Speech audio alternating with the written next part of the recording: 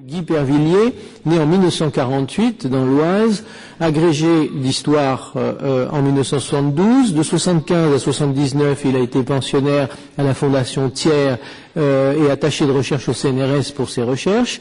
Et il a soutenu en 1980 un doctorat d'histoire à l'École des hautes études en sciences sociales sur le thème étudiant algérien de l'Université française 1908-1962. De 95 à 99, il a été professeur d'histoire contemporaine à l'Université de Nice, et depuis 99, il est professeur d'histoire contemporaine à l'Université de Toulouse-Le Mirail. Il a publié de nombreux articles, notamment dans la revue L'Histoire, et plusieurs ouvrages consacrés à la décolonisation. Donc je vous les indique jusqu'au plus récent. Les étudiants algériens de l'Université française, ça c'est sa thèse aux éditions du CNRS en 84, qui a été publiée à Alger Casbah édition en 97.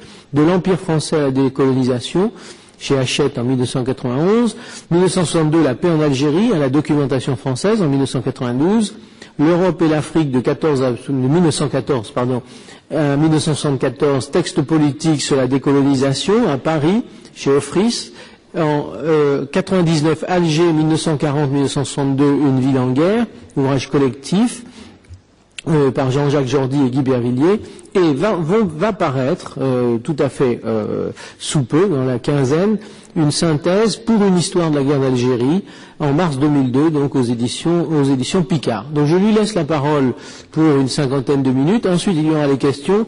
J'insiste sur une chose, compte tenu de l'expérience de la semaine dernière, elle n'était d'ailleurs pas bien malheureuse, mais c'est que je demande instamment aux personnes du public de s'en tenir à des questions et non pas à l'expression de leurs états d'âme qui, je comprends très bien qu'ils soient lourds et parfois chargés, mais je veux dire, nous sommes ici pour poser des questions et nous apprécierons tous que vous en teniez à des questions. Merci. Bon. Bien. Alors, je vous remercie pour votre initiative et pour votre invitation, et je vais donc essayer de vous présenter le sujet prévu, terrorisme et guérilla, de la Toussaint Rouge à la tragédie des Harkis. La guerre d'Algérie est trop souvent considérée d'une manière unilatérale. Il convient, au contraire, si on veut la comprendre historiquement, d'analyser l'interdépendance, l'interaction des comportements des deux camps et l'engrenage des violences qui en est résulté. Qui a commencé? Incontestablement le FLN, par son insurrection du 1er novembre 1954. Et ses chefs ont d'ailleurs clairement revendiqué la responsabilité de leur initiative. Il n'en est pas moins vrai qu'ils la considéraient comme une riposte nécessaire à la violence et à l'injustice du régime colonial établi par la force depuis 1830 et à l'impossibilité démontrée d'une émancipation pacifique par la voie légale. Mais la recherche du premier responsable de la première violence est vaine. Alors, sans remonter jusqu'à la bataille de Poitiers, rappelons que la violence était endémique en Afrique du Nord depuis de nombreux siècles et que les méthodes répressives du général Bugeaud n'avaient en rien aggravé celles des pouvoirs musulmans traditionnels. Alors, on pourrait me faire néanmoins une objection plus sérieuse, à savoir que la guerre d'Algérie aurait commencé le 8 mai 1945 par une féroce répression colonialiste d'un mouvement revendicatif pacifique du peuple algérien.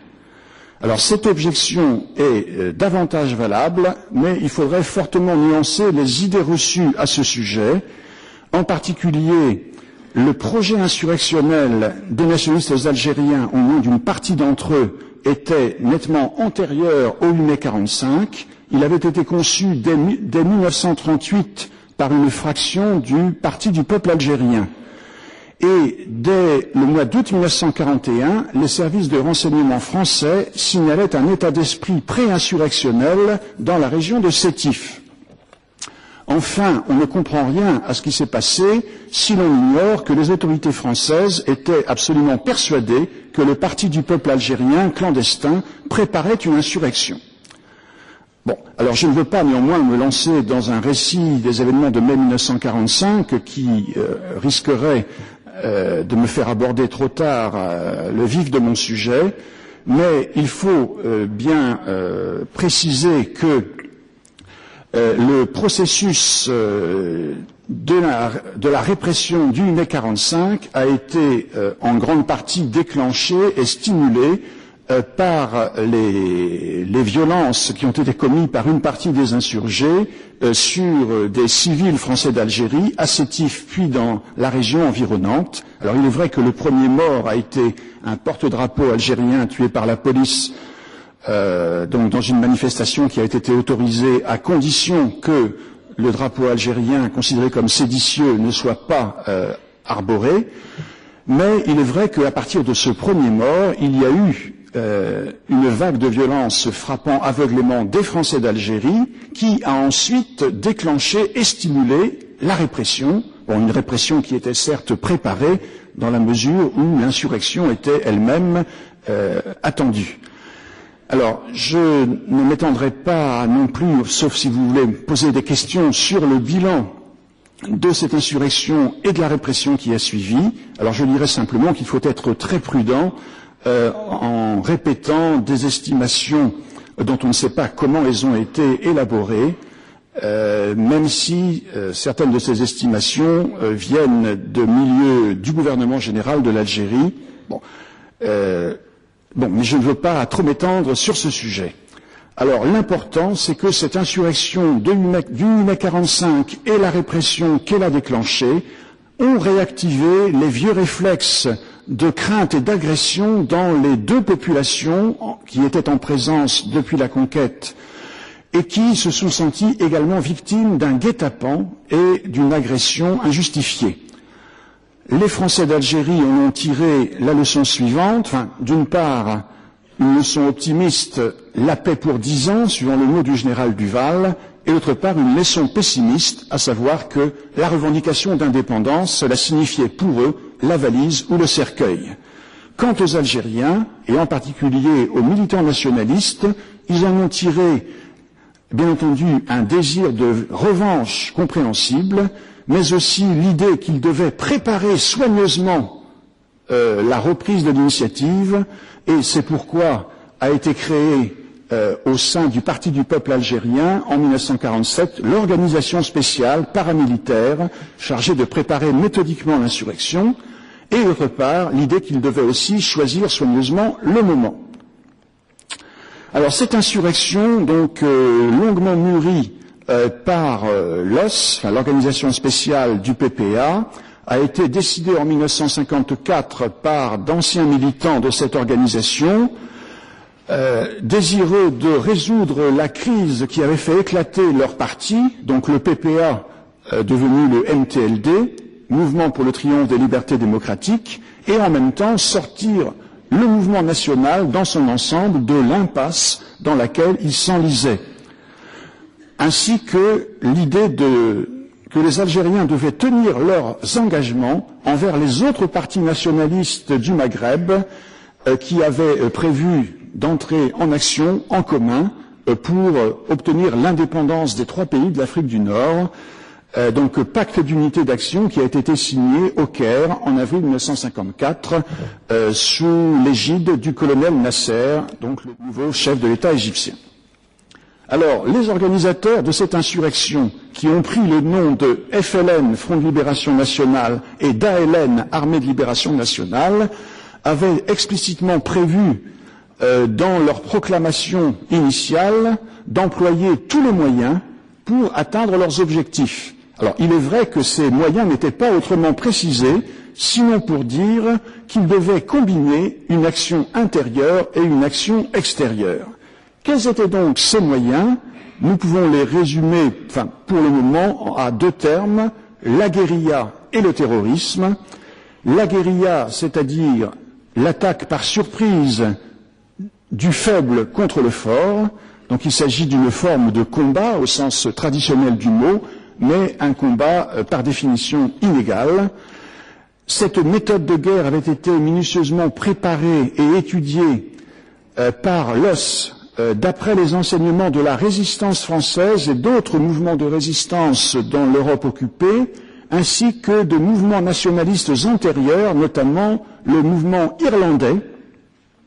Mais il n'y avait pas, contrairement à une idée très répandue, d'imitation systématique et délibérée d'un prétendu modèle indochinois de la guerre révolutionnaire ou subversive, pas donc d'imitation systématique de méthodes de révolutionnaires marxistes-léninistes, appliquées notamment par Mao Tse-tung en Chine et par le Viet Minh au Vietnam. Deuxième méthode, non moins importante, le terrorisme, c'est-à-dire des actes de violence armée, mais dirigés généralement contre des civils non armés. C'est un autre moyen de compenser l'inégalité considérable du rapport de force. Donc un moyen pour le faible de frapper le fort, là où il ne se garde pas, puisqu'il s'agit d'une population non armée. D'autre part, il faut signaler que le terrorisme vise un double effet. D'une part, il veut tuer ceux qu'il frappe, mais également terroriser les survivants et tous ceux qui s'identifient aux victimes, alors c'est-à-dire en fait paralyser leur volonté de résistance par un choc psychologique insurmontable. Alors, il faut remarquer que cette notion de terrorisme a une histoire complexe que je n'ai pas le temps de retracer en détail, mais qu'elle postule une distinction claire entre les combattants et les terroristes. Donc les combattants qui emploient la violence contre d'autres hommes qui emploient également la violence, les uns et les autres sont armés, ce qui fait qu'ils se trouvent les uns et les autres en quelque sorte en état de légitime défense réciproque. Alors que les terroristes, par définition, emploient des armes contre des personnes sans armes. Et c'est pourquoi la notion même de terrorisme évoque immédiatement une connotation péjorative. Mais il faut souligner que cette distinction souhaitable a perdu beaucoup de sa netteté depuis la Deuxième Guerre mondiale, en partie parce que les Allemands ont employé systématiquement le mot terrorisme pour discréditer toute forme de résistance contre leur occupation, mais aussi parce que tous les belligérants, y compris les Alliés, ont employé les bombardements aériens systématiques contre les populations civiles pour briser la combativité du peuple ennemi. Et le résultat, c'est qu'aujourd'hui, en fait, il y a une sorte de banalisation du terrorisme, même s'il suscite toujours l'indignation. Et la preuve, c'est que même George Bush et les journaux ont présenté les attentats du 11 septembre comme étant de véritables actes de guerre, ce qui montre bien que le terrorisme est considéré aujourd'hui comme une arme de guerre. Alors, malgré cela, le mot a été soigneusement évité par la propagande du FLN, qui préférait employer le mot arabe fida, donc parler de fidaïn au lieu de terroristes, donc les fidaïn étant ceux qui ont accepté de sacrifier leur vie pour la cause qu'ils servent. Mais il s'agit en fait d'un euphémisme, car il est bien évident que ces fidaïn n'étaient pas des non-violents, et que le véritable but de cette action consistait à tuer des personnes ennemies non armées et non pas à sacrifier la vie des combattants. Mais il faut souligner que si le mot terrorisme a évidemment été employé systématiquement par la propagande française pour discréditer le FLN lui-même l'avait en fait accepté à son usage interne. On peut trouver des textes du FLN et auparavant de l'OS qui employaient le mot terrorisme. Alors cela étant, quelle a été la place du terrorisme dans les méthodes du FLN? Eh bien, selon les partisans de l'Algérie française, notamment le gouverneur général Jacques Soustel, c'était l'arme essentielle du FLN. Et je pourrais citer un auteur de la même tendance, Philippe Tripier, auteur de l'Autopsie de la guerre d'Algérie, qui écrit ceci: la caractéristique la plus marquante de la révolution algérienne est l'usage privilégié qu'elle a fait de la terreur. Alors, on trouve une opinion qui n'est pas très éloignée sous la plume d'un observateur qui était pourtant beaucoup plus compréhensif envers le FLN, Jean Daniel.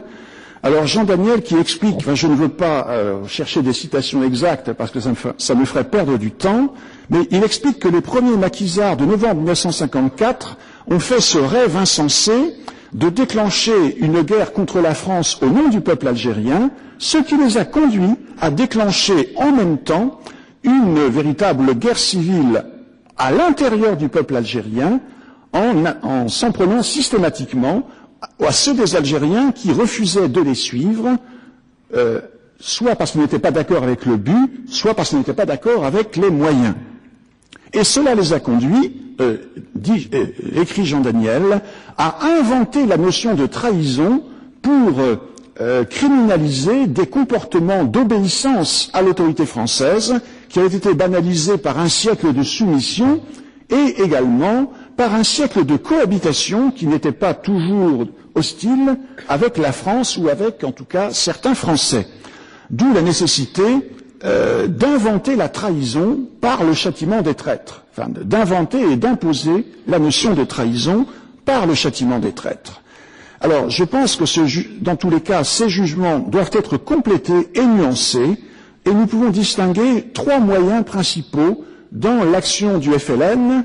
Alors, action qui visait, bien entendu, à lui rallier la masse du peuple algérien, au nom duquel il avait déclenché une guerre, sans avoir pu le consulter.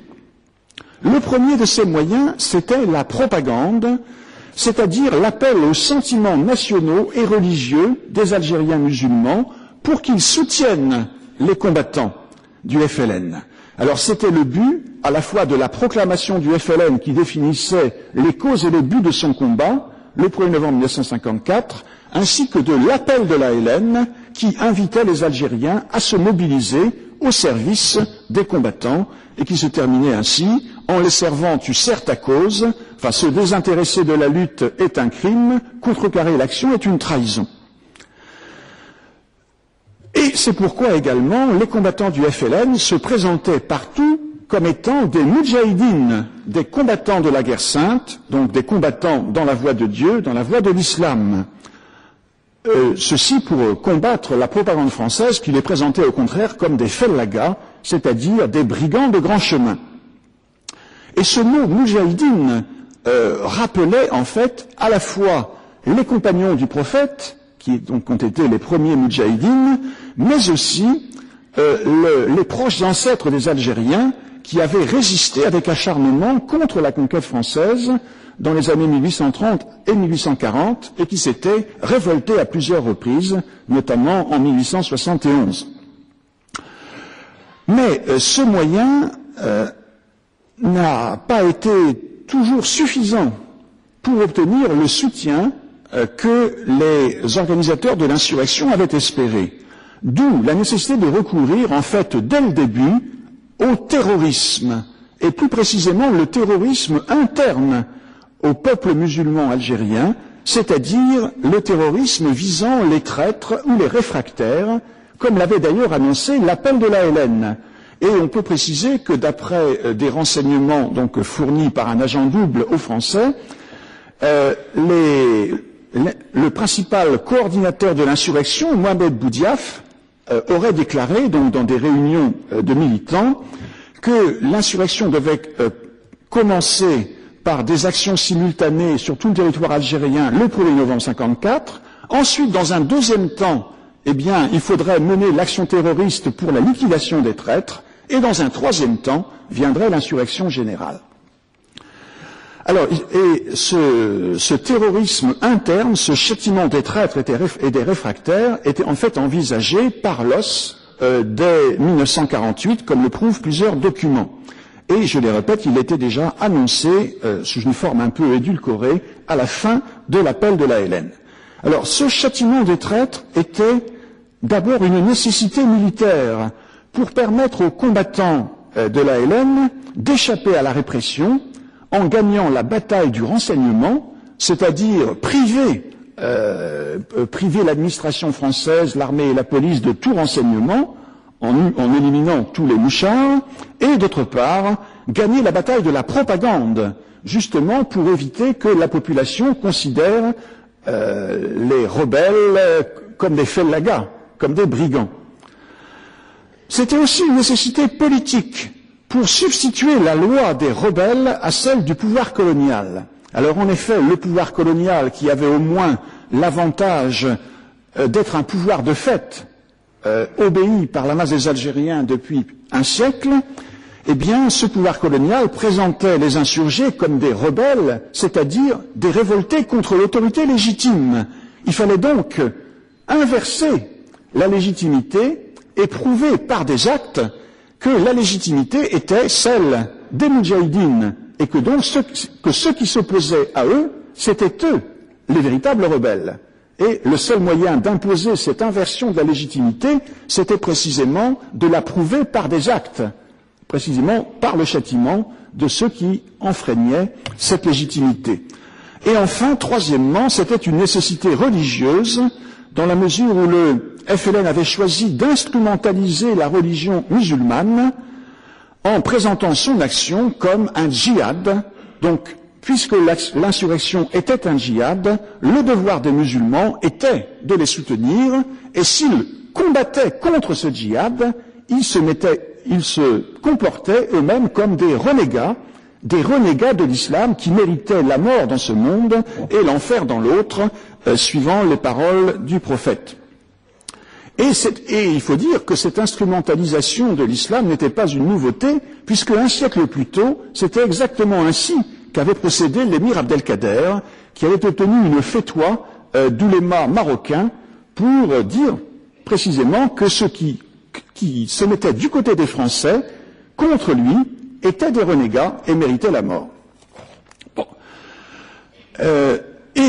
C'est pourquoi aussi ce châtiment des traîtres se faisait suivant des modalités sanglantes et cruelles, notamment des mutilations, des égorgements, qui visaient à déshonorer les victimes autant qu'à les tuer. Alors il s'agissait non seulement de tuer en faisant souffrir le plus possible pour démontrer en quelque sorte l'horreur du crime par l'horreur du châtiment, suivant une analyse de Michel Foucault dans un autre contexte, mais il fallait également déshonorer la victime et ainsi doubler en quelque sorte la suppression physique de l'ennemi, ou du traître, par une défiguration et des mutilations, notamment sexuelles, qui voulaient en faire un objet de mépris et le déshonorer aux yeux de la masse du peuple. Et c'est pourquoi aussi il fallait absolument éviter que ces victimes soient considérées comme les victimes d'un crime injustifié, mais il fallait au contraire qu'ils soient considérés comme ayant mérité leur sort, afin de décourager la vengeance des familles de ces prétendus traîtres. Alors je pourrais vous donner de nombreuses citations, en particulier du journal de Mouloud Feraoun, instituteur et écrivain kabyle, qui décrit très précisément les réactions psychologiques donc des paysans kabyles dont il est issu face au FLN et à ses méthodes. En fait, il fallait ainsi faire en sorte que le choix soit de mourir en traître ou de mourir en patriote, et donc que les Algériens, constatant que la mort de toute façon est possible sous ces deux formes, eh bien qu'ils préfèrent mourir en patriote, c'est-à-dire tués par les Français, que de mourir en traître, avec la honte et l'opprobre général de leur peuple. Mais en dépit de toute cette psychologie, on peut dire que, bien que de nombreux Algériens, notamment dans une région très nationaliste comme la Kabylie, aient fait le choix de mourir, s'il fallait mourir, en patriote plutôt qu'en traître, malgré cela, comme observe Mouloud Feraoun, on a continué à mourir en traître, et de plus en plus. Ce qui a produit petit à petit des doutes sur la réelle culpabilité des victimes et à la fin, au moins dans certains cas, dans certains lieux, des mouvements de révolte qui ont conduit au contraire à un engagement du côté des Français. Alors pourquoi cette persistance et cette multiplication de la trahison? Essentiellement à cause d'un rapport de force totalement déséquilibré qui faisait que les Algériens ne pouvaient pas en quelque sorte remplir à la fois leurs devoirs envers les Français et envers les patriotes algériens. Ils ne pouvaient pas concilier ces deux devoirs incompatibles, et d'autre part, matériellement, ils ne pouvaient pas continuer à porter sur leur dos les moudjahidines, c'est-à-dire à les entretenir, à les nourrir, et en même temps rompre tout contact avec les Français qui avaient les moyens par exemple, d'employer des représailles économiques pour forcer la population à abandonner les rebelles. Donc, tôt ou tard, il était inévitable qu'une partie croissante des Algériens passe soit à la trahison, soit à la résistance passive contre les exigences des moudjahidines ou rebelles, comme on voudra les appeler. Et d'autant plus qu'en même temps, le FLN anticipait en quelque sorte ce processus inévitable, voire provoquait lui-même la trahison en instrumentalisant le châtiment des traîtres pour en faire une épreuve initiatique afin de tester la force de motivation des volontaires qui voulaient rejoindre la LN et afin de les compromettre irrévocablement. Et on pourrait citer à ce propos un tract du chef politique du FLN d'Alger, Aban Ramdan, qui disait ceci, en décembre 1955, « Chaque patriote se fera un devoir d'abattre son traître ». D'où on peut conclure que le nombre des traîtres doit nécessairement égaler celui des patriotes. Alors, il est vrai que les plus hauts responsables du FLN ont pris conscience du danger d'aboutir non pas à une unanimité nationale, mais à une guerre civile, à une coupure en deux du peuple algérien, et c'est pourquoi il y a eu en 1956 plusieurs tentatives de limiter, de codifier l'usage de la violence. On la trouve notamment dans El Moudjahid, l'organe du FLN publié par Aban à Alger en 1956, ainsi que dans le procès-verbal et dans les directives politiques du Congrès de la Soummam, qui a réuni les chefs du FLN de l'intérieur en août et septembre 1956. Et c'est aussi pourquoi, même si cela peut paraître à première vue contradictoire, le FLN a été conduit à ajouter à ce terrorisme interne un terrorisme externe qui visait les Français, et non seulement les militaires ou les policiers ou les colonialistes qui agissaient contre les insurgés, mais aussi souvent n'importe quel Français pris au hasard dans une embuscade ou tué par des bombes à retardement posées dans des lieux publics des quartiers européens.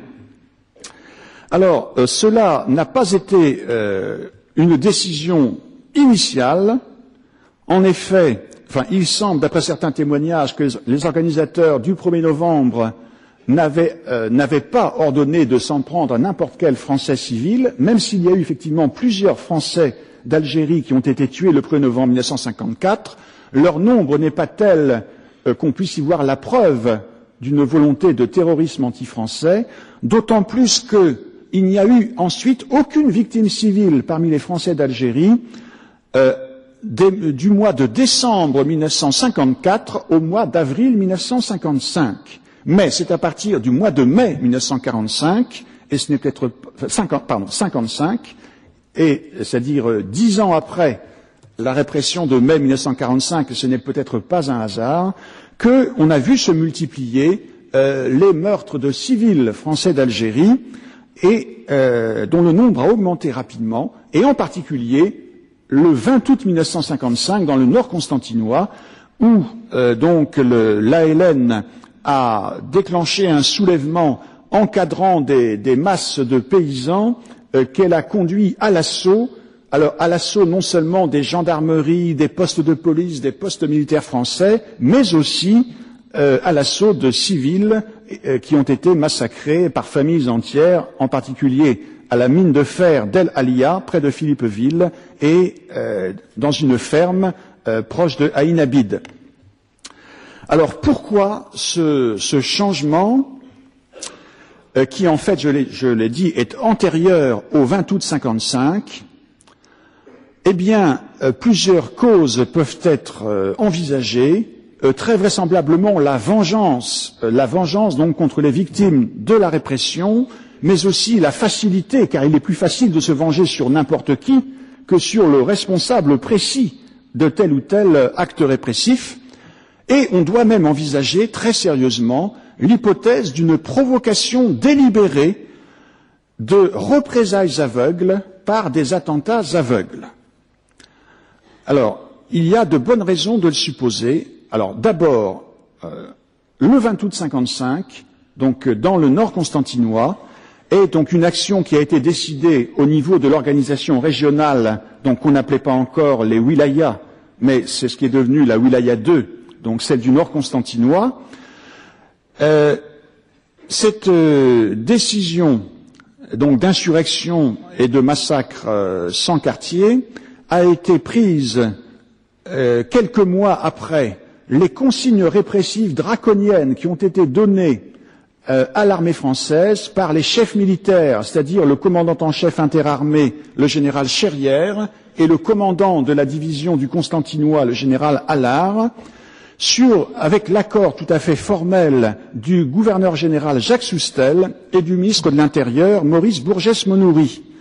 Et ces consignes draconiennes, qui disaient notamment « Tout rebelle pris les armes à la main doit être tué », ou châtié sur place, mais c'était la même chose, ainsi que l'ordre d'ouvrir le feu systématiquement sur les fuyards, donc considérés par là même comme suspects, et également sur les évadés, et enfin la responsabilité collective donc des populations qui ne pouvaient pas ne pas être complices d'un sabotage ou d'un attentat, eh bien toutes ces mesures extrêmement graves, qui en fait traduisaient une notion juridique oubliée, celle de hors-la-loi, c'est-à-dire la suspension de toutes les garanties légales contre ceux qui défiaient les lois par leur rébellion, eh bien ces consignes se trouvent non seulement rapportées par des témoignages, mais également par des documents, notamment la directive numéro 11 du général Allard, datée du 19 juin 1955, et qui a été généralisée par le gouvernement, donc le gouvernement présidé par Edgar Faure, donc pour être appliqué dans toute l'Algérie le 1er juillet 1955. On comprend que l'application de ces consignes est inspirée des désirs de vengeance, mais il y a aussi des témoignages de bonnes sources qui disent que le chef donc de la wilaya du Nord constantinois, Zirout Youssef, était en même temps très inquiet du découragement du peuple frappé par la répression, et il avait peur que l'insurrection s'écroule à la suite de cette très violente répression, et c'est pour cela qu'il aurait décidé de relancer l'insurrection et d'en faire un processus irréversible en décourageant toute velléité de retourner en arrière par la soumission aux Français. D'où cette décision de provoquer par des massacres aveugles et horribles des représailles aveugles. Et d'après non seulement des témoignages dont certains ont défrayé la chronique récemment, mais aussi d'après des documents d'archives, il semble bien que cette provocation calculée est tout à fait réussie. Et que, effectivement, comme de nombreux observateurs l'ont dit, à partir de là, eh bien, la guerre d'Algérie a atteint un tournant irréversible, le point de non-retour. Deuxième exemple, la généralisation de cette stratégie de provocation à partir de décisions prises par le chef politique du FLN d'Alger, Abane Ramdan. Alors c'est pourtant lui, Abane, qui avait critiqué la sauvagerie des actes commis par les insurgés du 20 août 1955, tout en l'excusant d'ailleurs par la vengeance de populations poussées à bout par la répression. Mais c'est pourtant lui qui a pris la responsabilité d'une escalade, d'une surenchère de la violence. En effet, le 26 février 1956, à la suite de déclarations du président du Conseil, Guy Mollet, qui avait fait une visite à travers l'Algérie et qui avait décidé de renforcer la répression pour apaiser l'inquiétude des Français d'Algérie, eh bien, il avait donc été, Guy Mollet avait dit qu'il envisageait de faire exécuter, dès que ce serait possible, les condamnations à mort prononcées par les tribunaux contre des rebelles, donc, qui avaient été arrêtés et jugés coupables d'avoir tué des Français. Et aussitôt, Abane a répondu par un tract disant que si le gouvernement français faisait exécuter les condamnés à mort, il y aurait des représailles terribles contre la population européenne. Alors, on doit remarquer que Abane ne parlait pas de représailles contre ceux qui avaient réclamé ou décidé ces exécutions, mais contre, en fait, n'importe quel Européen. Et c'est précisément ce qui a eu lieu quelques mois après, à partir du 19 juin 1956, date où les premières exécutions ont eu lieu à Alger, à la prison de Barberousse. Exécution que le président de la République avait d'ailleurs retardé le plus qu'il avait pu, en particulier parce qu'il savait qu'il y aurait des représailles. Mais ces exécutions ont lieu et, selon le récit d'Yves Courrière, Aban aurait répondu donc aussitôt par un tract disant que pour un patriote algérien guillotiné, il y aurait 100 Français abattus, et il aurait donné l'ordre donc à ses commandos de choc de s'en prendre à n'importe quel Européen de 18 à je ne sais plus, de 18 à 50 ans, ou à peu près, enfin je n'ai plus les détails en tête, pas d'enfants, pas de pas d'enfants, pas de femmes, pas de vieux, mais c'était la seule limite qu'il donnait à ces attentats. Et à la suite de cette vague d'attentats, donc qui a duré plusieurs jours dans les rues d'Alger, eh bien, on a vu se multiplier les attentats contre-terroristes, donc commis par des groupes de Français d'Algérie, qui s'étaient organisés sans aucun doute auparavant, mais c'est surtout à partir de ces attentats du FLN que ces groupes contre-terroristes ont multiplié les attentats à la bombe visant des lieux connus comme étant des lieux de réunion de militants ou de sympathisants du FLN. Et c'est l'une de ces bombes qui a soufflé tout un pâté de maisons dans la Casbah, rue de Thèbes, le 10 août 1956. Et c'est alors que, selon le témoignage de Yassef Saadi, donc qui a été le chef des commandos terroristes du FLN à Alger en 56-57, donc pour calmer momentanément la colère des Algériens, Yassef leur aurait promis de les venger, et il fallait en même temps prouver que le FLN n'avait pas peur des contre-terroristes et qu'il était aussi puissant que ces groupes contre-terroristes. Mais devons-nous voir là un enchaînement fortuit d'initiatives et de ripostes, comme l'a cru Mohamed Harbi, ou bien, au contraire, de l'acceptation consciente et délibérée d'un engrenage répressif? Alors, j'emprunte cette idée à un biographe algérien d'Aban Ramdan, Khalfa Mameri, qui n'est certainement pas hostile à son héros, mais qui, se fondant sur le témoignage de témoins autorisés, membres du FLN, prête à Aban Ramdan une stratégie délibérée qu'il appelle l'accélération voulue de la répression, afin de faire en sorte que la répression frappant n'importe quel Algérien, tous les Algériens se rassemblent autour du FLN. Et c'est pourquoi aussi la décision prise n'a pas concerné uniquement Alger, elle a été appliquée en fait à partir de la fin septembre dans toutes les villes de toute l'Algérie. Ainsi, un deuxième seuil décisif a été franchi dans la généralisation d'une violence systématique et sans limite.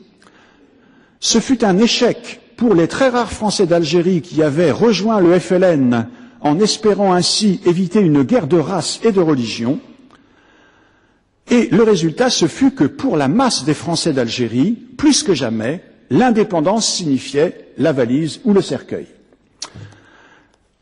Alors, peut-on dire pour autant que les résultats ont été pour le FLN aussi positifs qu'il l'espérait, c'est-à-dire que à partir de là, il a rassemblé sans difficulté la masse des Algériens autour de lui?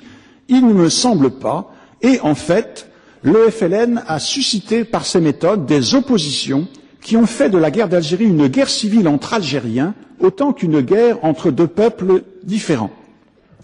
On doit parler d'abord de l'opposition du MNA, qui a donné lieu à une véritable guerre civile entre nationalistes algériens, qui avaient en principe le même but, mais qui, en fait, avec un désaccord proprement politique, moins sur les méthodes employées, car, enfin, même si Messali Hadj a dit qu'il condamnait le terrorisme du FLN, il s'agissait surtout d'un désaccord sur la légitimité de la direction politique du soulèvement, Messali Hadj se considérant comme le seul chef légitime du mouvement national algérien, d'ailleurs nom qu'il avait donné à son nouveau parti fondé après la dissolution du MTLD, donc le MNA, Mouvement national algérien. Et au contraire, il accusait les fondateurs du FLN d'avoir eu partie liée dès le début avec ses ennemis, les centralistes, les partisans du comité central du MTLD, d'autant plus qu'effectivement le FLN avait accueilli dans son sein les centralistes ainsi que deux autres partis nationalistes modérés qui étaient l'association des oulémas et l'Union démocratique du manifeste algérien de Ferhat Abbas. Alors le résultat, ce fut une guerre fratricide qui s'est déclenchée, semble-t-il, à l'initiative du MNA en métropole, parce que c'est là qu'il était de beaucoup le plus fort, aussi vraisemblablement à l'initiative du FLN en Algérie, parce que c'est là que se trouvait au départ l'essentiel de sa force. Le résultat, ce fut le massacre des 300 habitants du village de Mechta Kasba, près de Melouza, donc sur les hauts plateaux au sud d'Alger, par le FLN, qui précipita une alliance tactique entre le chef messaliste Bellounis, qui avait donc un maquis dans le sud algérois, et l'armée française, alliance qui d'ailleurs n'a duré qu'un peu plus d'un an et qui s'est terminée par la liquidation de Bellounis par les Français. Et ce fut également, en conséquence, la liquidation des cadres messalistes par la Fédération de France du FLN en quelques mois à l'automne 1957, qui aboutit à la mainmise presque totale du FLN sur les Algériens vivant en France. Alors, dans tous les cas, le bilan de cette guerre fratricide fut très lourd et il eut également un impact psychologique désastreux sur l'image des Algériens aux yeux de l'opinion publique française. Et quand on dénonce à juste titre la montée du racisme anti-algérien en France durant cette période, qui est un fait incontestable, il ne faut pas oublier que précisément ces liquidations entre frères qui prétendaient servir la même cause a eu le plus mauvais effet sur l'image des Algériens. Mais la principale opposition, la plus importante en nombre, ce fut celle de ceux qu'on appelait les Français musulmans, ou quelquefois dans le jargon officiel les FSNA, Français de souche nord-africaine, qui avaient été enrôlés ou s'étaient engagés dans le camp français, et que l'on tente aujourd'hui à rassembler sous le nom de harkis, ce qui est d'ailleurs une extension abusive du sens du mot harki. Alors en effet, il y avait plusieurs catégories de musulmans algériens servant sous le drapeau français, d'une part des militaires réguliers qui se composaient eux-mêmes de deux catégories, les engagés par contrat et les appelés, donc qui faisaient leur service militaire au même titre que les autres jeunes Français, et d'autre part les supplétifs, donc qui étaient en dehors des unités militaires régulières et qui se composaient d'une part, des groupes mobiles de protection rurale devenus groupes mobiles de sécurité, des harkis, alors qui étaient l'une des catégories les plus nombreuses de supplétifs. Donc les harkis, c'était une sorte d'unité auxiliaire qui était rattachée à une unité militaire régulière. Il y avait également les moghaznis, qui étaient en fait la garde des SAS, les sections administratives spécialisées, qui étaient une sorte un organisme militaire d'assistance aux populations et en même temps d'action psychologique et de renseignement. Et il y a eu également de plus en plus les groupes d'autodéfense, c'est-à-dire la population de villages ralliés qui recevaient des fusils de chasse pour se défendre contre les rebelles. Alors, l'important est que l'ensemble de ces catégories de musulmans armés par les Français a toujours été plus nombreux que l'effectif total de l'ALN à un moment donné. Et il semble, même si l'interprétation des statistiques, des archives est parfois délicate, que le nombre total de musulmans armés par la France est culminé, alors suivant les historiens qui ont étudié la question, à 180 000, selon Charles-Robert Ageron, ou à 210 000, selon le général Maurice Fèvre, fin 60, début 61, c'est-à-dire à peu près 5 ou 6 fois que les effectifs de l'ALN, au moins à l'intérieur de l'Algérie, tels que le deuxième bureau français les estimait. Mais ce constat d'un énorme déséquilibre doit être interprété avec prudence, car il faut également tenir compte du fait que l'ALN a eu jusqu'au cessez-le-feu des pertes beaucoup plus lourdes que l'armée française et donc que les soldats et supplétifs musulmans de l'armée française. Et malgré ces lourdes pertes, eh bien, on constate que l'ALN n'a pas disparu, même si elle a été considérablement affaiblie, et même si le rapport entre les pertes des deux camps a été voisin de 10 contre 1, donc au détriment de l'ALN, entre 1957 et 1960. Ce qui veut dire que, en fait, l'ALN a plusieurs fois reconstitué ses effectifs et qu'elle avait donc des réserves.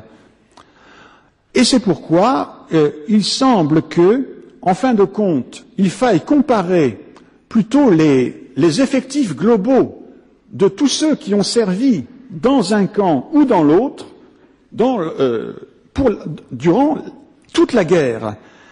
Alors, c'est-à-dire que, étant donné que le taux de renouvellement était beaucoup moins fort et moins rapide du côté français que de l'autre côté, on peut conclure qu'il y a eu vraisemblablement des ordres de grandeur équivalents. Alors, en particulier, si on ajoute toutefois à un recensement qui a été fait en 1974 par le ministère algérien des anciens moudjahidines et qui a donc trouvé un effectif total pour l'ensemble du FLN-ALN, c'est-à-dire à la fois l'organisation politique et l'organisation militaire, un total de 336 748 militants et combattants, parmi lesquels 152 863 auraient été tués. Ainsi, l'équivalence approximative des ordres de grandeur permet de conclure à une situation de guerre civile. Alors, nous devons également, et je vois que le temps presse, nous pencher plus rapidement sur la signification de ces engagements, sur leur motivation et sur le degré d'efficacité de ce qu'on appelle globalement les harkis.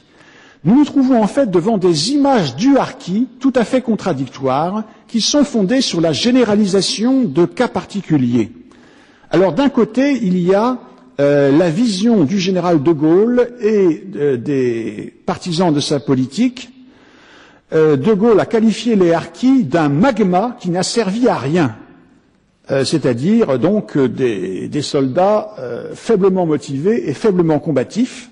Et le général Buis, qui a été donc l'un des militaires qui ont servi sa politique en étant convaincu de son bien fondé, a dit qu'il pensait que la plupart des harkis avaient un pied dans la rébellion, étant donné que les familles étaient souvent divisées, et donc en fait il y avait assez souvent des renseignements, voire des munitions qui étaient fournies par les harkis à des rebelles. Mais une autre image, celle qui est encore officielle en Algérie, voit dans les harkis des traîtres abominables, tortionnaires et bourreaux de leurs frères, qui donc ont bien mérité leur châtiment. Et enfin, dernière image, celle diffusée par les partisans de l'Algérie française et défenseurs des harkis, des patriotes français exemplaires, qui ont été non pas des traîtres mais des fidèles et qui ont précisément été punis pour leur fidélité, parce qu'ils ont été trahis par l'ingrate patrie française. Alors, je pense que pour essayer de nous faire une idée même très approximative de l'importance de ces diverses motivations, alors je pourrais citer ce que m'a dit le colonel Schoen quand je suis allé le voir au début de mes recherches dans les années 70. Donc le colonel Schoen, qui était l'ancien chef du service des liaisons nord-africaines, qui était donc un service de renseignement politique et sur l'évolution de l'état d'esprit des musulmans, et dont le fils officier de SAS a été tué par le FLN. Et il avait donc, après sa retraite, consacré son temps à venir en aide aux harkis qui s'étaient réfugiés en France. Alors, d'après lui, on peut classer leur motivation principale comme ceci, par ordre de fréquence décroissante. D'abord, la solde, qui, même si elle était modique, était un avantage non négligeable dans des régions pauvres et surpeuplées, où les conditions de vie s'étaient encore détériorées pendant la guerre, ce qui d'ailleurs ne suffit pas à les considérer comme des mercenaires, bien entendu. Et donc, à l'attrait de la solde pour faire vivre une famille, s'ajoutait aussi, pour ceux qui avaient le choix, le fait qu'il y avait moins de risques à courir en étant harkis qu'en gagnant le maquis, étant donné le très grand déséquilibre des pertes. Et on peut même dire que dans certains cas, selon certains témoignages, des pressions des autorités françaises ont en fait conduit à s'engager des hommes qui en fait n'avaient pas vraiment envie de prendre parti. Alors dans tous les cas, on voit qu'une grande partie des harkis en fait se sont engagés pour des motivations tout à fait élémentaires, c'est-à-dire ne pas mourir de faim ni de mort violente. Mais deuxième motivation importante, le désir de se venger et de venger les siens contre les injustices, les violences et les cruautés du FLN. Et par là même, eh bien, les Algériens qui ont choisi le camp français pour se venger ont obéi à la morale traditionnelle de la société algérienne, société que les ethnologues appellent société segmentaire, dans lequel tout individu a le devoir de venger l'honneur et à plus forte raison le sang versé au détriment de son lignage. Et même si ces caractéristiques bien connues de la société musulmane ont pu être exploitées naturellement par les autorités françaises, il n'en reste pas moins que ces Algériens se sont comportés comme des Algériens et non pas forcément comme des Français. Et leur attitude n'exclut pas nécessairement qu'ils n'aient pas commencé par soutenir sincèrement le FLN, comme le montre notamment le témoignage de Mohand Amoumou, auteur d'une thèse sur la motivation des harkis, et même un livre du général Fèvre, Un village de harkis, qui décrit le cas particulier d'une certaine région. Bon. Et enfin, on peut dire que parmi ceux qui ont pris parti contre le FLN par vengeance, il y a un certain nombre de ralliés qui effectivement avaient d'abord combattu dans la LN et qui ont changé de camp pour des motivations qui ne m'appartient pas de juger et qui peuvent être honorables ou non, suivant les cas. Bon. Et dans tous les cas, même si ce désir de vengeance a pu conduire à des abus, la responsabilité en incombe avant tout à leurs chefs qui les ont incités à le faire ou qui les ont laissés faire. Et enfin, dernière motivation, la fidélité envers les Français ou envers la France, qui n'est pas nécessairement synonyme d'un sentiment d'être français, mais qui implique au moins l'idée d'un devoir de fidélité envers le drapeau français ou envers certains Français avec qui on avait des relations personnelles qui n'étaient pas forcément des relations d'hostilité. Et c'est en fait le résultat d'un siècle de cohabitation qui fait que l'Algérie de 1954 n'était plus exactement celle de 1830. Et pouvons-nous, en tant que Français, leur reprocher d'avoir refusé de trahir la France ou de trahir des Français? Bon. Alors, toujours est-il que, je dois terminer maintenant très vite,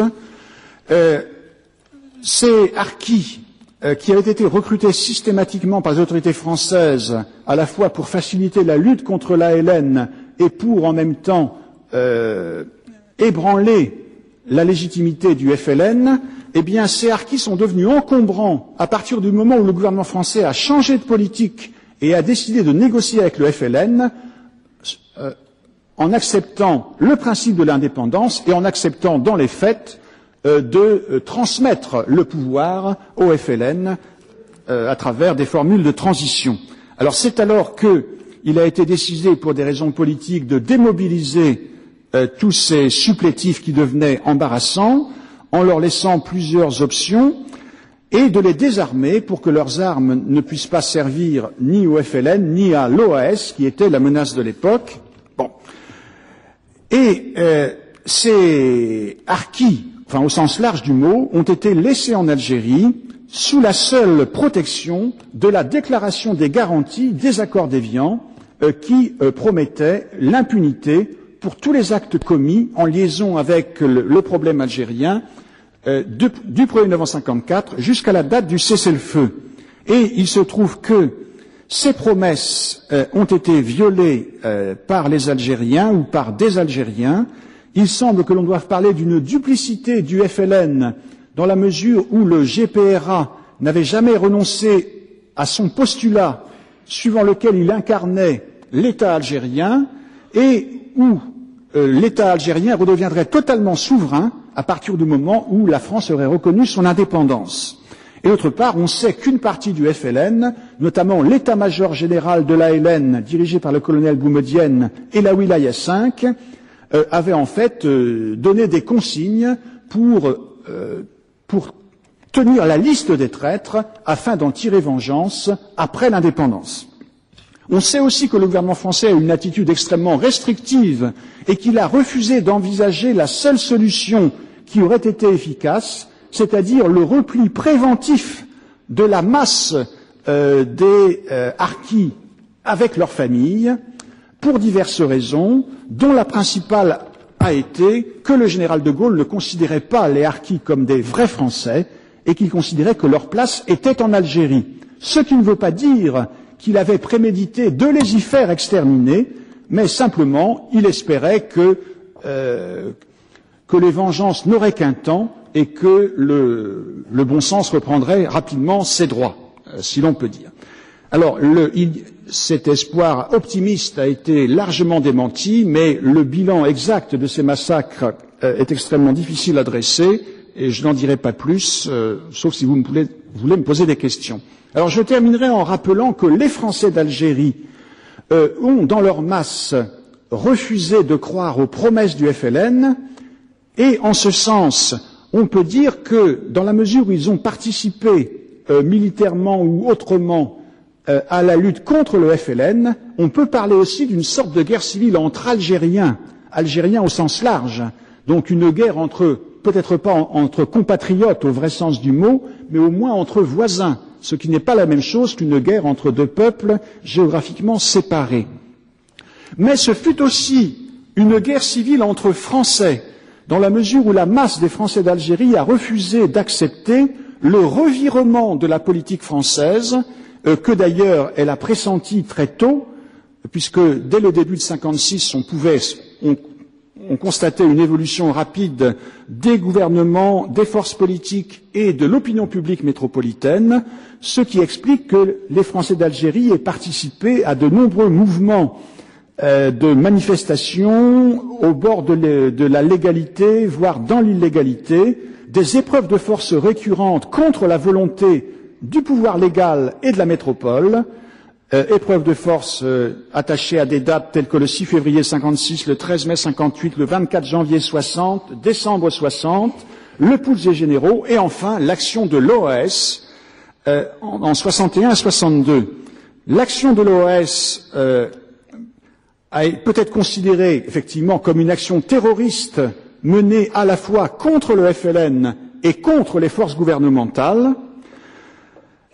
Et on peut dire que l'action de l'OAS contre le FLN a été en fait une imitation de plus en plus systématique du terrorisme du FLN, en particulier à partir du mois de février 62, avec l'idée irrationnelle que les méthodes qui avaient réussi au FLN devaient réussir aux Français d'Algérie. Mais cette violence de plus en plus systématique a provoqué des représailles du FLN, malgré le cessez-le-feu, mais en même temps, c'est ce que voulait l'OAS, donc il ne peut pas reprocher au FLN d'avoir violé le cessez-le-feu. Et ces représailles ont pris la forme non seulement d'attentats, mais surtout d'enlèvements extrêmement nombreux, dont l'opinion publique métropolitaine n'a pas vraiment pris conscience, et dont le bilan est resté extrêmement lourd. Alors, je conclus, pour terminer, en rappelant quand même que ce qui a déclenché directement l'exode massif des Français d'Algérie, ce n'est pas l'action de l'OAS, ce sont les représailles du FLN contre l'OAS au début, mais qui ensuite ont perduré sous forme d'une anarchie complète durant les premiers mois de l'indépendance. Alors, je conclus maintenant. On ne peut invoquer à la fois le devoir de mémoire pour les bonnes victimes et le devoir d'oubli pour les mauvaises victimes. Contre la sélectivité des mémoires partisanes, il appartient aux historiens de tenir compte de toutes les victimes et d'expliquer, avec la même exactitude, leur sort tragique.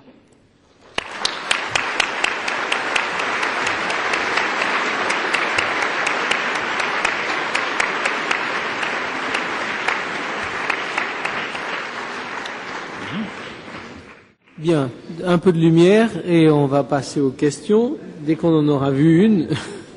Il y en a une par là. Vous n'avez pas de micro. Essayons. Ici. Ça y est, ça marche. Allez-y, monsieur. Merci. Pouvez-vous nous dire les pertes harkis, s'il vous plaît, et puis les pertes par enlèvement que vous avez mentionnées en finale, s'il vous plaît. Merci. Oui. Alors, bon, c'est effectivement une question extrêmement difficile. Bon, en ce qui concerne les pertes des harkis, je vous réponds qu'on n'en sait rien. Enfin, je veux dire, après le cessez-le-feu, je pense que c'est cela qui vous intéresse. On n'en sait rien parce qu'il n'y a pas eu de recensement systématique et il était pratiquement impossible dans la mesure où l'armée française se retirait de plus en plus de l'intérieur du pays après le cessez-le-feu et plus encore après l'indépendance. Alors, ces pertes ont fait l'objet d'estimations extrêmement divergentes puisque, bon, disons la plus faible qui est citée en France est celle donnée par Jean Lacouture dans son article du Monde en novembre, je crois que c'était le 12 novembre 1962, intitulé plus de 10 000 harkis auraient été tués en Algérie depuis le cessez-le-feu. Alors, estimation qu'il tenait, paraît-il, donc d'officiers de l'état-major français, donc des troupes qui restaient encore en Algérie à cette époque. Et cette estimation est citée dans des documents officiels, notamment par le ministre des Affaires algériennes, Louis Jox, mais sans qu'il la prenne en fait, qu'il la reprenne à son compte. Simplement, il la cite comme une information, la seule qui soit disponible. Alors cette estimation, je pense que l'on peut la considérer provisoirement comme un minimum, simplement dans la mesure où ceux qui ont fourni cette estimation ne peuvent pas être soupçonnés a priori d'avoir voulu exagérer une réalité qui était quand même très pénible à avouer pour des officiers français. Bon, cela étant, ce n'est pas en soi une preuve, ça ne peut pas tenir lieu d'un véritable recensement.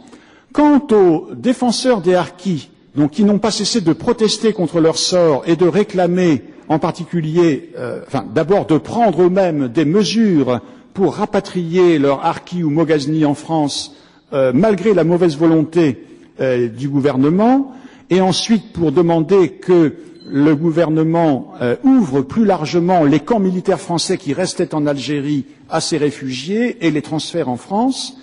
Donc les défenseurs des harkis ont produit un nombre assez important d'estimations. Il a été question d'abord de plus de 30 000, puis de 60 000, et en fin de compte, l'estimation qui s'est accréditée dans ces secteurs de l'opinion, c'est 150 000. Et ce nombre est répété depuis dans des pétitions envoyées au gouvernement ou au président de la République pour qu'il reconnaisse la responsabilité de l'État français dans donc la mort de ces 150 000 harkis. Or, la répétition et les pétitions ne sont pas en elles-mêmes des preuves, d'autant plus qu'on sait sur quoi repose cette estimation. Elle a pour origine un rapport fait sur le sort des harkis dans l'arrondissement d'Agbou, dans la vallée de la Soumam en Kabylie, donc fait par le sous-préfet, M. Robert, qui, donc d'après des témoignages, a donné une estimation du nombre de victimes dans son arrondissement, et il a estimé que, d'après donc des témoignages autorisés, le nombre de victimes qu'il trouvait pour son arrondissement était inférieur à ce que l'on trouvait dans la plupart des arrondissements voisins, ce qui l'a conduit à proposer de multiplier une valeur moyenne de, je crois bien, alors attendez, je n'ai plus la mémoire des chiffres, il faudrait que je sorte ma documentation. Enfin, il aboutissait donc, à partir d'une moyenne multipliée par 72 arrondissements, il aboutissait à près de 150 000. Et c'est pourquoi, dans une version de son rapport, il a dit qu'il y avait eu vraisemblablement 150 000 harkis au sens très large, massacrés après le cessez-le-feu. Mais il existe une autre version du même rapport, citée par Mohand Amoumou dans son livre, et dans lequel, apparemment, le monsieur Robert était revenu sur cette estimation moyenne, et il disait que l'on pourrait adopter, en fait, une moyenne de, je crois, de 1000 à 1500 morts par arrondissement, ce qui, multiplié par 72, donne, en fait, entre 72 000 et 108 000. Or, je constate que cette deuxième version du rapport Robert n'a pas retenu l'attention. Mais dans tous les cas, comment choisir entre ces estimations extrêmement différentes? Je ne vois aucune raison de préférer l'une à l'autre. En fait, elles reposent toutes sur le même principe, c'est-à-dire on fait des évaluations à partir de témoignages sur ce qui s'est passé à tel ou tel endroit et on multiplie par des coefficients d'une façon arbitraire. Or, tout cela n'a aucune valeur, on ne peut absolument rien en tirer. Et donc, je crois qu'il est tout à fait dangereux et vain de répéter les mêmes affirmations en comptant sur l'argument d'autorité et sur la force de l'habitude. Tout cela, donc, ne repose sur rien, et le seul moyen d'arriver un jour à y voir clair, eh bien, c'est d'essayer de confronter systématiquement, lieu par lieu, tous les témoignages que l'on a pu recueillir ou que l'on pourra recueillir, et les confronter aux documents d'archives accessibles, enfin, en tout cas, pour le moment dans les archives françaises, mais je ne vois pas comment on pourrait arriver à une connaissance exacte tant qu'il ne sera pas possible de faire une enquête contradictoire sur le terrain. Et sur les enlèvements? Alors, sur les enlèvements, attendez, il faudrait que j'arrive quand même à sortir ma documentation pour avoir des chiffres précis à vous citer. Bon. Alors, sur les enlèvements, il y a une divergence, également entre les bilans officiels qui ont l'avantage d'être reconnus par le gouvernement, qui là encore n'a pas du tout intérêt à exagérer, car ce sont des nombres qui l'accusent, et les affirmations d'associations de défense des familles des disparus. Bon. Alors, dès que je retrouve ma page, je vous les donne. Alors, voici les chiffres officiels que l'on trouve dans les archives militaires sont les suivants. Alors, du 19 mars au 1er juin 62, il y aurait eu déjà 1061 civils enlevés, parmi lesquels 574 Européens et 487 musulmans. Bon.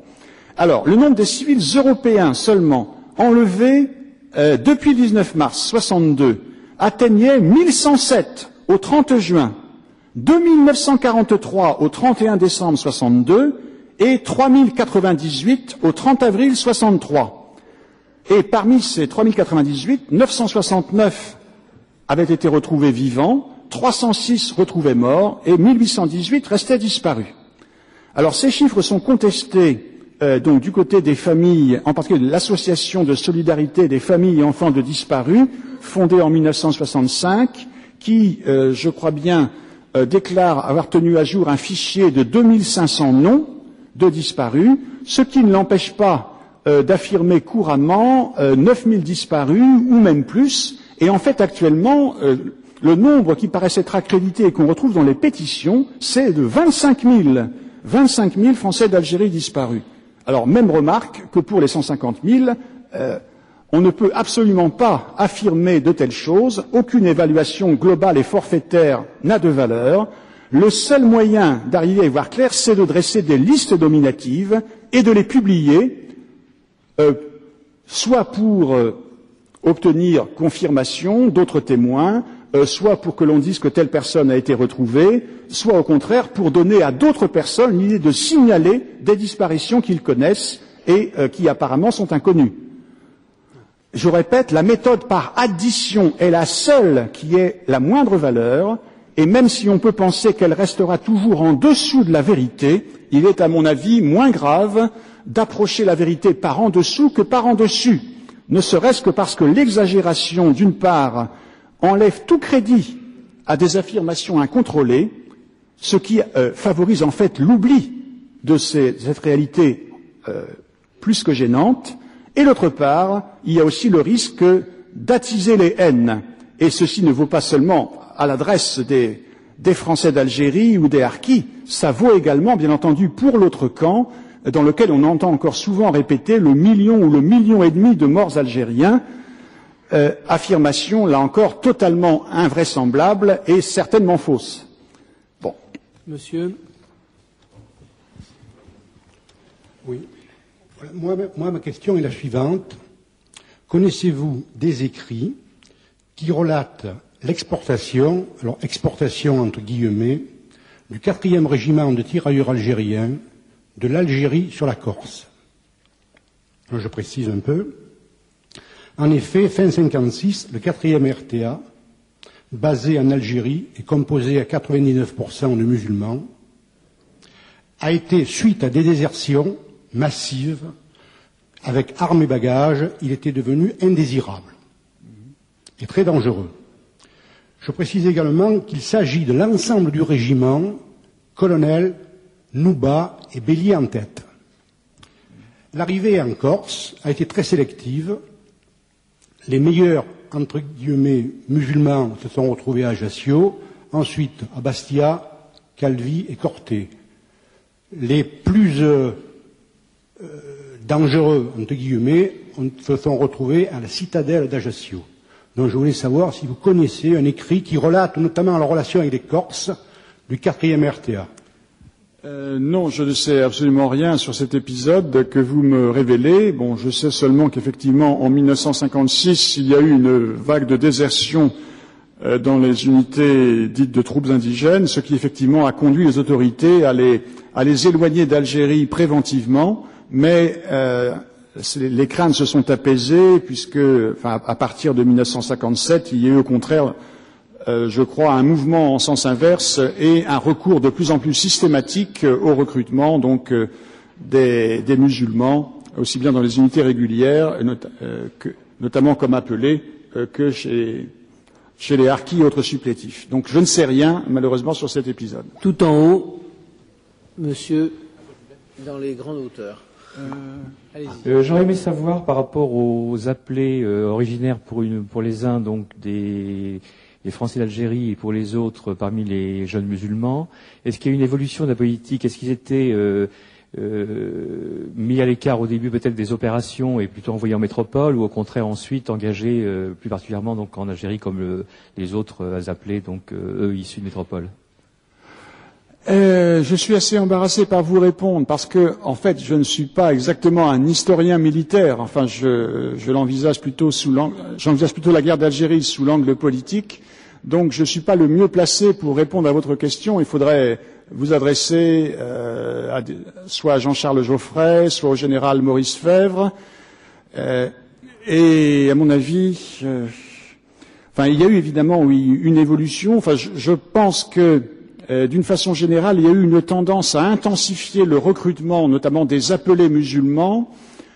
Je l'ai dit en partie, donc pour raisons que j'ai dites, c'est-à-dire contester la représentativité du FLN, mais aussi de plus en plus, surtout à partir de 1959, pour pallier l'arrivée des classes creuses. Donc les appelés métropolitains faisant leur service militaire en Algérie devenaient automatiquement de moins en moins nombreux à partir de 1959 parce que les naissances ont fortement diminué pendant la Deuxième Guerre mondiale, d'où la tendance à intensifier le recrutement des soldats et des supplétifs musulmans pour éviter de devoir augmenter la durée du service militaire des appelés métropolitains, mesure qui aurait certainement été très impopulaire. C'est tout ce que je peux vous dire sur ce point. Excusez-moi. Ici, monsieur. Je réitère ma question de la semaine dernière. J'ai toujours pas d'informations. Je suis là. Je n'ai toujours pas d'informations sur la main rouge. Et je voudrais savoir pourquoi vous n'en avez pas parlé. Vous parlez effectivement de la violence du côté FLN, mais vous ne parlez pas de la violence du côté français. Merci beaucoup. J'en ai pas parlé. J'aurais dû en parler. À la fin, mais c'est le temps qui m'a manqué. Dans la mesure où, ce que vous appelez la main rouge, en fait, ça correspond à deux choses tout à fait différentes. En fait, c'est un mythe qui, je crois, est apparu d'abord en Tunisie et au Maroc. Donc, il s'agit en fait de groupes contre-terroristes qui étaient formés par des Français d'Afrique du Nord et dont la philosophie simpliste était la loi du talion, œil pour œil, dent pour dent. Donc, rendons-leur tout ce qu'ils nous font. Et ces groupes contre-terroristes ont également existé en Algérie et ils recrutaient également, non seulement parmi des civils ordinaires, mais également parmi des policiers, ce qui évidemment donnait une certaine précision à leur cible. Mais d'autre part, le mythe de la main rouge c'est aussi un mythe pour camoufler toute autre chose, c'est-à-dire les activités du SDEC contre les militants, les sympathisants du FLN, contre leurs amis étrangers, notamment contre les trafiquants d'armes, et de nombreux attentats commis en dehors de la métropole, attribués à la Main Rouge, étaient en fait des opérations de services secrets. On le sait par différents témoignages, notamment les livres de Constantin Melnik, ceux de Raymond Muel et d'autres. Donc il y a Main Rouge et Main Rouge. On va prendre encore 3 ou 4 questions. Donc en haut, il y en a une tout en haut. J'ai mal au pied. Bonsoir tout le monde. Je vous remercie pour votre exposé. Avant de poser mes 4 questions, j'aurais aimé rendre un hommage à les harkis qui ont joué un rôle capital durant la guerre. Et je vais commencer par une petite citation. Non, s'il vous plaît, une question, il y en a d'autres après vous. La révolution a été préparée par des génies, exécutée par des innocents et profitée par des lâches. Pour mes questions, pourquoi ces harkis ne sont pas protégés par la France? Ma deuxième question, pourquoi leurs dawas sont reconnus timidement? Ma troisième question, est-ce que la France a honte de ces hommes? Ma quatrième question, pourquoi la France ne fait rien pour que ces hommes rentrent dans leur pays? Et merci. Voilà. Merci. Oui, je vais essayer de répondre, mais je ne sais pas si je pourrais. Pourquoi n'ont-ils pas été protégés par la France? Enfin, je l'ai dit trop rapidement. Bon, il y a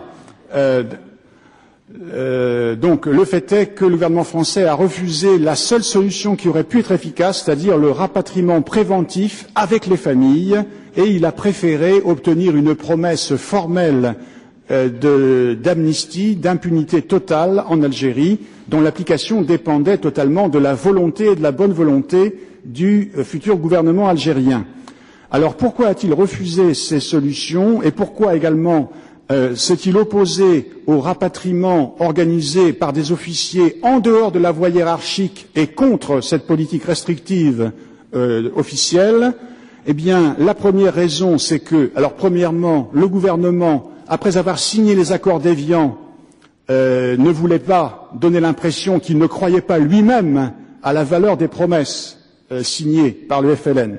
Deuxièmement, il a eu peur, semble-t-il, que les officiers qui prenaient l'initiative de transporter leur harki ou leur moghazni en France le fassent non pas pour les sauver, mais pour transférer des futurs recrues de l'OAS. Donc c'était la crainte de l'utilisation des harkis pour l'OAS, par l'OAS. Crainte largement mythique, car en fait la participation de harkis ou d'anciens harkis à l'OAS a été tout à fait marginale, ce n'était que des cas individuels, et les harkis en unité constituée, aucune n'a rejoint l'OAS. Il faut rappeler en particulier l'échec du maquis de Louarsenis, pour lequel le général Salan et les chefs de l'OAS comptaient sur la participation des harkis du Bachaga Boualem, qui a refusé de les suivre, et d'ailleurs, enfin, il n'est pas question de l'en blâmer, bon, ce qui lui a permis de bénéficier d'un rapatriement organisé par les autorités militaires bien avant les autres. Alors, et surtout, dernière raison, la plus importante, je l'ai dit, c'est que, aux yeux du général de Gaulle, les harkis n'étaient pas des vrais Français. C'étaient des Algériens musulmans dont la place était en Algérie.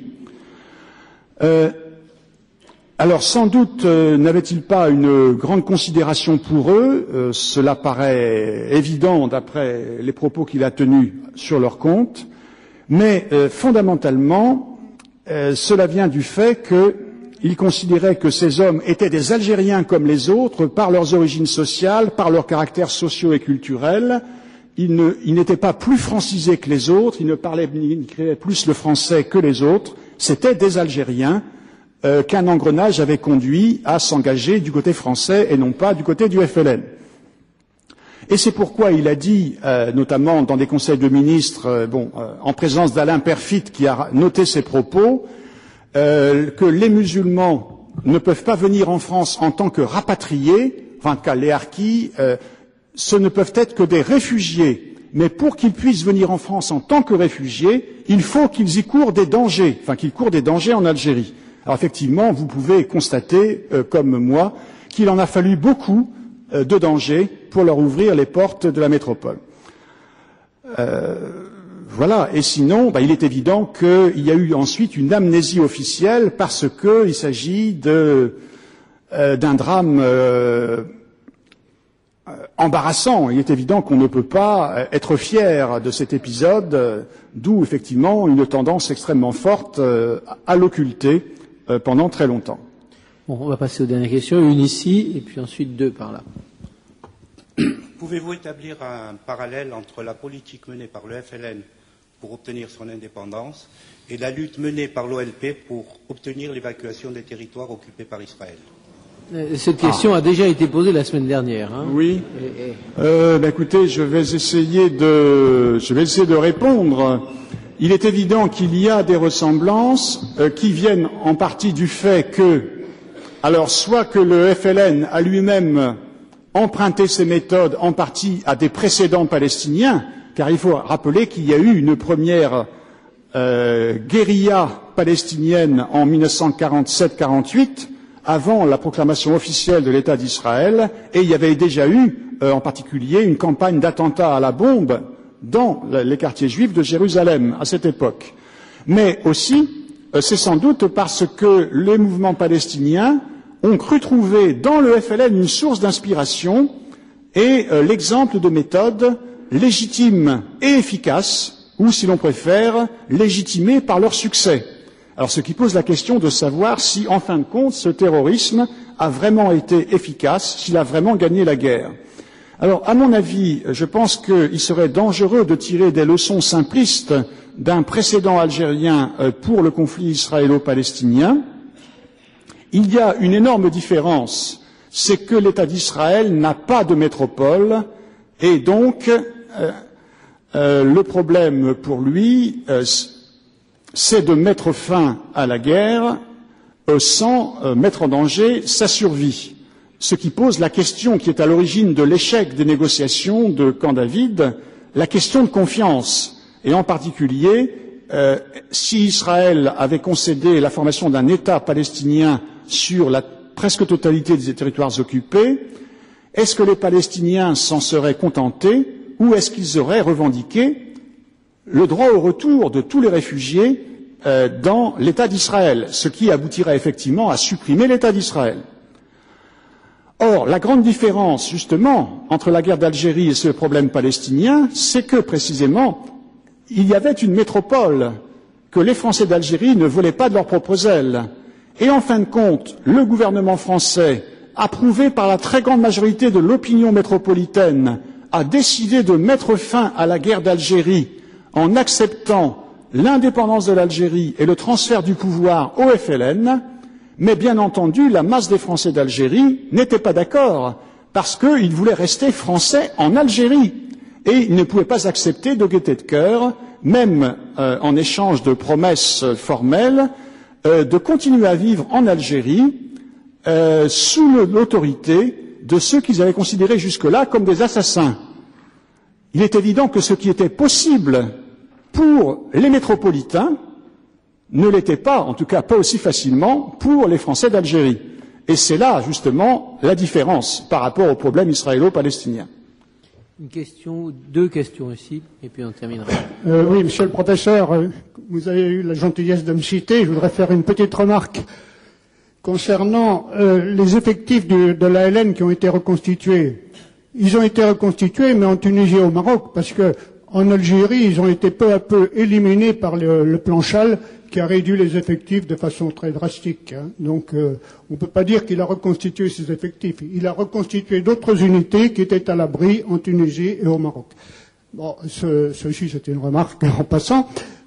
Ceci dit, je m'interroge sur la phrase que vous avez attribuée au général de Gaulle, que j'ai citée moi également, ce magma qui n'a servi à rien. Cette phrase, il l'a prononcée en mars ou en avril 1962, c'est-à-dire après les accords d'Évian.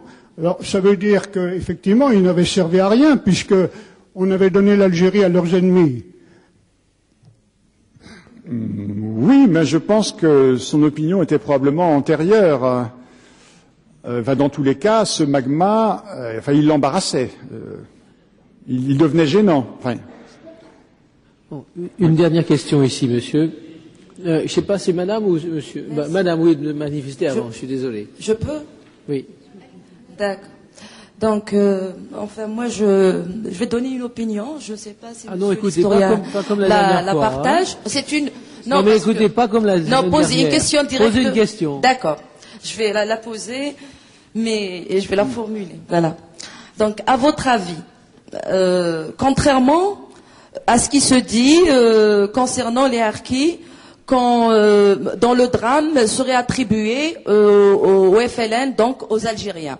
À votre avis, les harkis qui, pour la plupart, comme vous l'avez relaté dans votre exposé, ne se sont pas enrôlés dans l'armée française en ayant une motivation politique contre l'indépendance de l'Algérie, mais plutôt, étant donné que le régime colonial français a utilisé des méthodes diaboliques contraignant à pousser des Algériens à combattre leurs propres frères en utilisant pas mal de recettes. Et en plus, à l'indépendance, des témoignages ont rapporté que lorsque... Non, et où est le point d'interrogation? C'est sur la base. Écoutez, je suis pas un robot, mais mon médecine, je suis médecin, j'expose mon exposé, je vais pas directement. Non, mais la question, parce que si vous voulez. Du diagnostic. Voilà. Si vous privez donc, ce que je veux dire, déjà, durant la guerre, on les a montés contre leurs propres frères.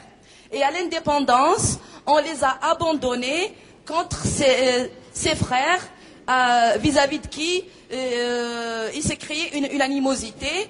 Des témoignages ont rapporté que des harkis à l'indépendance voulaient se sauver dans des casernes militaires de Français des Français les coups de bâton pour leur dire la guerre est terminée, vous n'avez rien fait pour nous. Allez-y, réglez vos problèmes avec vos propres frères. Ils sont même fait traiter de bougnoul. Est-ce que la France n'est pas justement le Machiavel qui a fait ça? Voilà. Le Machiavel, l'expression me paraît forte, car cela suppose que tout cela a été prévu, et voulu dès le début, ce qui n'est pas le cas. Le problème, c'est qu'il y a eu un revirement de la politique française. Alors c'est vrai qu'il y a des responsabilités françaises, et que les autorités françaises ont voulu pendant longtemps inciter ou pousser effectivement le plus possible de musulmans à prendre parti contre le FLN, mais c'est vrai aussi qu'il y a des responsabilités du FLN, et là je vous renvoie aux analyses de mon confrère algérien Mohamed Arbi, qui le reconnaît de façon très claire et très courageuse dans plusieurs de ses écrits, notamment dans le FLN, Mirage et Réalité, et encore plus nettement dans L'Algérie et son destin, croyants ou citoyens. Voilà, bien, merci beaucoup, Monsieur Pervilliers. La semaine prochaine,